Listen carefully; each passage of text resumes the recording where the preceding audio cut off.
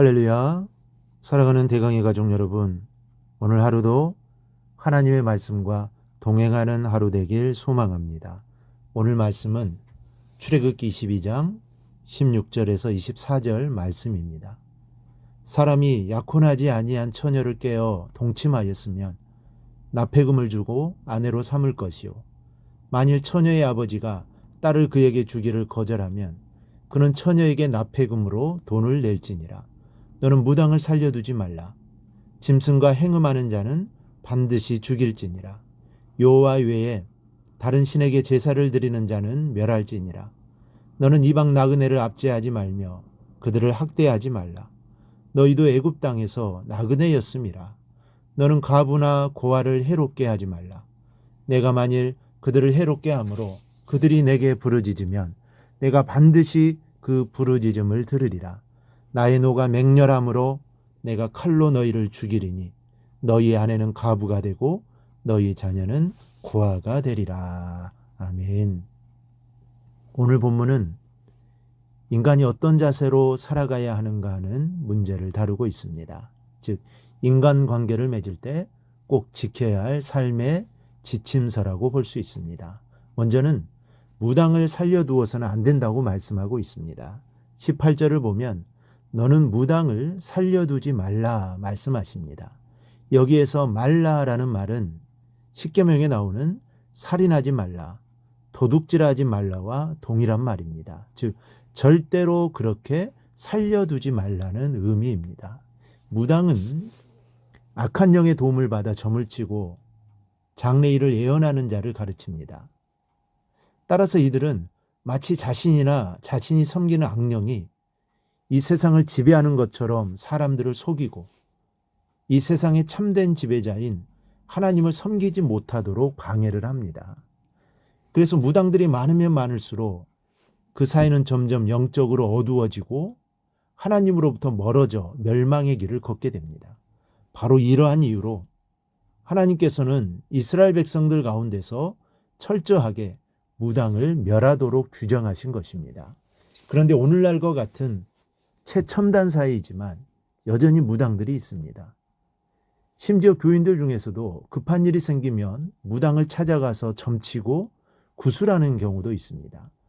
이 얼마나 어리석은 행동인지 모릅니다. 그들이 찾는 무당은 인간의 미래를 알 수 없습니다.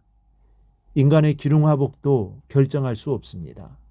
인생의 미래를 결정하시는 분은 오직 하나님 한 분이시기 때문입니다. 이 사실을 알고 오직 하나님만 의지하기를 바랍니다.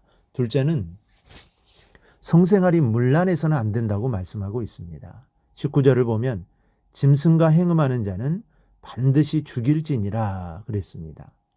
성이 문란한 자를 죽이라 하는 명령은 성경에 명백히 기록되어 있습니다. 19절 말씀과 같이 짐승과 행음하는 자는 반드시 죽이라고 있습니다. 그리고 레위기 20장에는 남의 아내와 간음하는 자는 둘 다 죽이라고 있습니다. 본문 16절에는 정혼하지 않은 여자와 동침하였을 경우에는 그를 아내로 삼으라고 했지만 만일 정혼한 여자와 동침하였을 때는 둘 다 사형으로 처벌해야 하는 것이 율법으로 정해져 있습니다. 이는 남의 아내와 동침함으로 파생되는 가정의 불화와 파괴, 자녀들의 상처를 막고자 하는 하나님의 의도라 할 수 있습니다. 하나님이 이같이 간음을 철저히 금하고 계시는 까닭은 그 가정이 완전히 파괴되기 때문입니다. 아울러 짐승과 행음하는 자를 반드시 죽이라고 명하신 까닭도 하나님의 형상으로 지음을 받은 거룩한 존재인 인간을 짐승과 같은 존재로 전락시키는 심각한 번제이기 때문입니다. 그러므로 성도는 몸과 마음을 항시 깨끗하게 보존하는 삶을 살아야 할 것입니다. 그리고 하나님의 형상대로 지음받은 존귀한 존재로서 그에 걸맞는 삶을 살아야 할 것입니다. 셋째는 이방 나그네를 학대하지 말라고 하셨습니다. 21절을 보면 너는 이방 나그네를 압제하지 말며 그들을 학대하지 말라. 너희도 애굽 땅에서 나그네였음이라. 나그네는 외로운 사람입니다. 누군가의 도움이 필요한 사람이요, 본토 사람들에게 해를 입기 쉬운 사람입니다. 그래서 나그네 중에는 억울하게 객사하는 경우도 많았고 어디에 하소연할 곳도 없는 약자였습니다. 그런데 본문에는 이방 나그네라고 표현하고 있습니다. 이방인 나그네가 얼마나 서럽고 힘들었겠습니까? 그러나 하나님은 이방 나그네를 압제하거나 학대하지 말라고 말씀하고 있습니다. 그 이유는 너희도 애굽 땅에서 나그네였었기 때문이라는 것입니다. 이스라엘 백성들도 애굽에서 나그네였습니다. 얼마나 억울한 세월을 보냈습니까? 노예의 삶이 얼마나 피곤했겠습니까? 그러니까 너희가 그때 일을 생각하고 이방인 나그네를 잘 돌봐야 한다는 것입니다. 이런 과거를 돌아볼 때 그들이 이방인들을 돌봐주는 것은 당연한 것입니다. 우리 또한 하나님의 무조건적 사랑으로 하나님의 자녀가 되었습니다. 따라서 이웃을 사랑하고 특히 우리 사이에서 소외당하는 계층의 사람들을 특별히 잘 돌봐야 할 것입니다. 우리가 그런 사랑을 받았으니 우리가 그렇게 하는 것은 당연한 것입니다.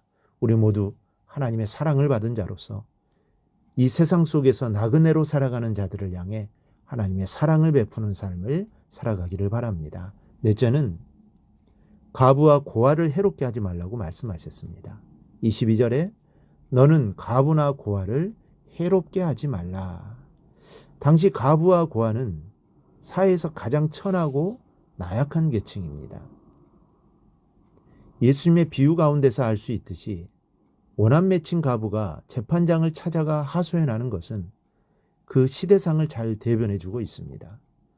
이같이 과부는 사회에서 버림을 받아야만 했고 그를 위해 대변해줄 사람이 아무도 없었습니다. 이런 과부와 고아에게 해를 끼치지 말라고 하나님이 말씀하십니다.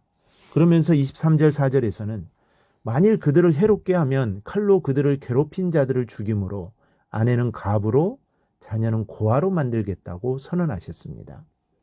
이는 과부와 고아를 보호하시려는 하나님의 의지가 얼마나 강력한 것인지를 잘 보여주고 있습니다. 그러므로 성도는 하나님의 백성으로서 하나님의 뜻을 따라 가난하고 소외된 자들을 보호하고 해롭게 하지 말아야 합니다. 나아가 성도들은 고아와 과부와 같이 가난하고 소외된 자들을 돌봐주어야 합니다. 이것은 마땅히 우리가 해야 할 일입니다.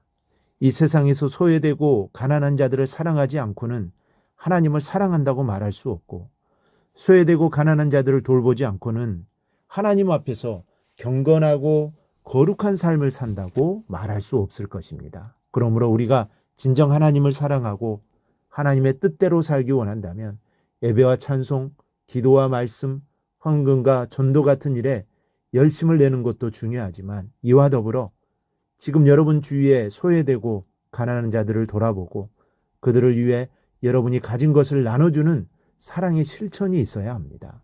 그럴 때 하나님께서 여러분을 진실한 당신의 백성으로 인정하시고 이전보다 더 큰 은혜로 채워주실 것입니다. 바로 이러한 삶이 성도된 우리의 마땅한 삶임을 알고 우리의 도움이 필요한 사람들에게 사랑과 유익을 끼치며 살아가는 성도들이 되기를 바랍니다. 이러한 삶이 하나님 앞에서 가장 아름다운 삶이 될 것입니다. 우리 모두 이러한 삶을 꼭 살아가기를 주님의 이름으로 축원합니다.